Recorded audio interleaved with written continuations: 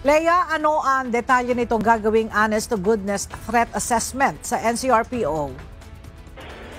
Magandang tanghali sa iyo, Ella. Ipina-assess na nga ng Philippine National Police Chief, Police General Nicolas Torre III sa National Capital Region Police Office at Seguridad sa Metro Manila. Kaugnay sa nalalapit na State of the Nation Address ng Pangulong Ferdinand Marcos Jr. Ayon kay PNP spokesperson, Police Brigadier General Ricardo, nakabase kasi ang magiging deployment ng mga tauhan ng PNP sa resulta ng threat assessment ng NCRPO. Kahapon, sinabi ni Brigadier General Fajardo na nasa 12,000 na pulis ang kanilang i-deploy sa iba't ibang lugar sa Calacca, Maynila para sa seguridad ng zona. Mayroon pa rin naman ang mga reserve forces na nakahanda kung kinakailangan pa ng dagdag pwersa.